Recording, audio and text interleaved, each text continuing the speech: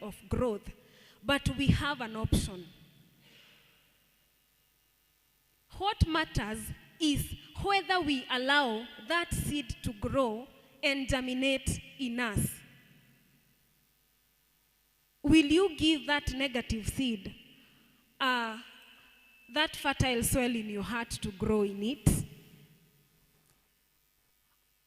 And most of the times, in our journey of growth, there are always a lot of limiting words. And it happens that they will always be there.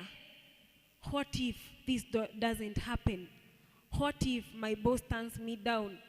What if this business will not bloom as I wish?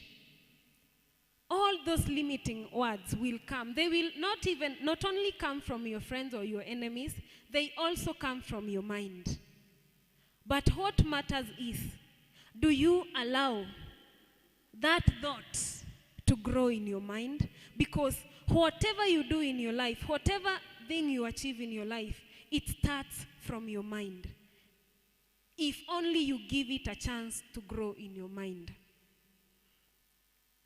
And David was selective with what he allowed to grow in his mind and in his heart. Because it was after all these circumstances, killing a lion in the wilderness and killing the most feared Philistine giant in the land of Israel, that he was able to get at his point where God had intended him to be. He became king at the end of it all. Praise God.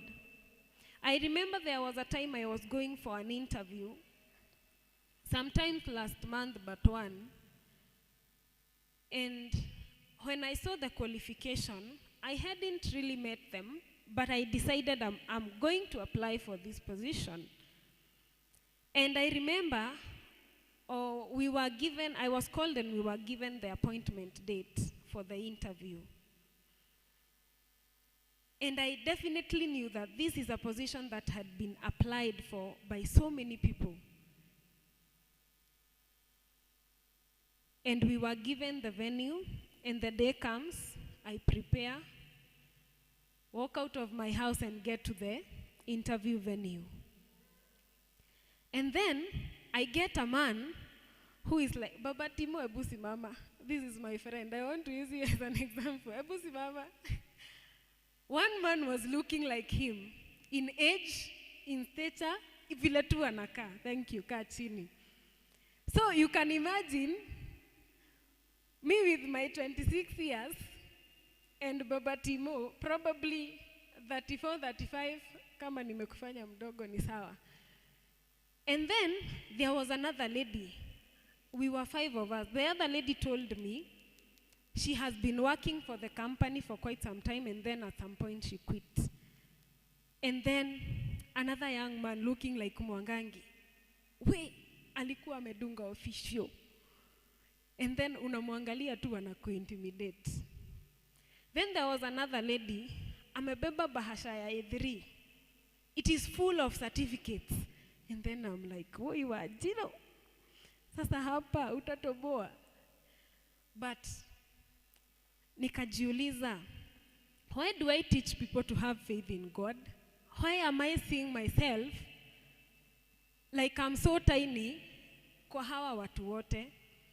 And one thing that was in my mind was, probably they are going to take the guy who looks like Baba Timo because of his experience. Praise God.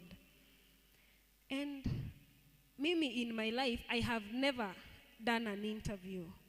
For all the jobs that I have been given, zimekuwa tu, someone sees what I'm able to do, and then they decide to absorb me in their company.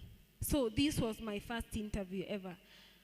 And I was feeling so, I don't know, I was intimidating myself. And that was in my mind. But then I decided and I told God one thing. You know why you made me come to this place, and you know why you made me get called for this interview. I decided to just walk in, and my turn comes. Of course, you are obviously full of butterflies in your stomach. And even in the mind, a lot of fear. And it was a panel of 3. And there was one guy who was so serious. They interviewed me, but when I was leaving that place, I was like, we, hii position enyewe si yangu. But I went home and I told God, whatever comes. And I was surprised, like after 2 days, I get a call from the HR, and he starts by, I'm sure he even heard what I said, because nilisema tu, guy, because he told me, I have, this is the HR, this and this company, and we were pleased with your background, and we would like to engage you. And he mentions a few things. Na mimi najua tu alisikia, nilisema, aki, guy, I was so much afraid of these people, and I definitely thought, hawa ndio watachukuliwa. And probably this was a situation for me, to give me a chance of growth. But I was intimidating myself. But when I faced that panel, I decided to put confidence in myself and believe in myself. And it turned out that, kumbe, I was the right candidate for that position. Praise God. So the same way in our journey of growth, there is always a defining moment. And in this case for David, when Saul, the real giant was not Goliath in his situation. When Saul was trying to intimidate him, that he is a small boy, that he cannot slay this giant, this was the real giant. Goliath was not the real giant. So if we are able to defeat our mentality, if we are able to defeat what we think of ourselves, that is what will make us move to the next level. Praise God. Because at the verge of growth, we will always get ourselves in situations that are trying to intimidate us, and the only way that we can get out of it is what we put on our mind. Do we allow those negative seeds to germinate in our minds? Do we allow those negative talks that we hear from others dwell in our minds? Praise God. There are situations that we get ourselves in. You go to the hospital, the doctor's report says this. But remember, Jeremiah 29:11 says that, for I know the plans that I have for you. Do away with that doctor's report. Do away with that mentality that you cannot make it, that you cannot get to your next level. Don't give it a chance to germinate in your life. Praise God. There was a certain lady who got expectant at some point, and when she went for her first scan at 2, the doctor told her, "You're carrying triplets." But according to my view, and according to what this machine is telling me, is that at the point when you reach 3 months of carrying this pregnancy, you will have to take a bed rest till the last minute of carrying this pregnancy. And then this woman gets confused. I'm working, I have a family to take care of. How will I survive having a bed rest from as early as at 3 months? And then she decides not to take this in, and she tells the doctor, "Do not try defining me. Do not try defining with something that has not yet happened. I believe in my God and I believe in myself, and I will not at any point get bedridden." And she put this thought in her mind, and she left the doctor's room. And surprisingly, it turns out that this woman went to work till the last minute, carrying the triplets, and surprisingly, she drove herself to the maternity for delivery. Praise God. So, what do you do with that negative word that is said to you? What do you do with it? I want you to make yourself like a balloon or like a ball. Whenever a negative thought is thrown unto you, let it bounce back.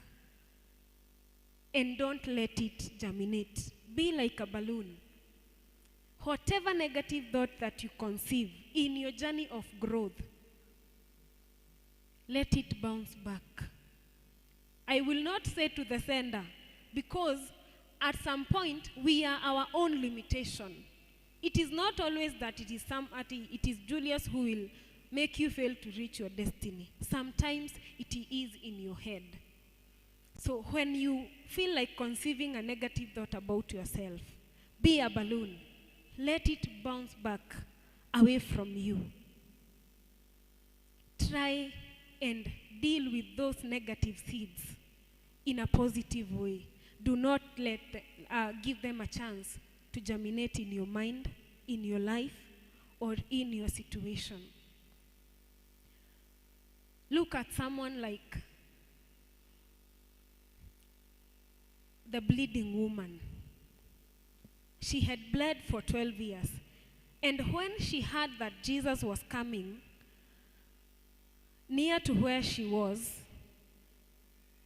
she decided to rise and pave her way through and at least touch the hem of the garment of Jesus.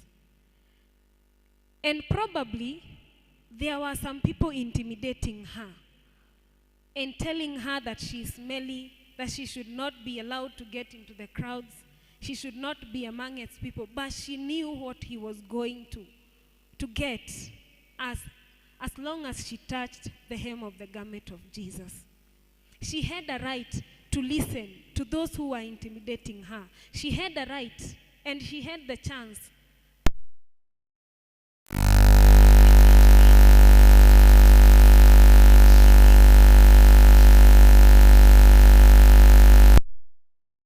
Praise God. When Lazarus' sisters realized that their brother was dead, they made a decision to pursue Jesus and to make sure he comes over to their town to raise their brother from death. But at some point, there were some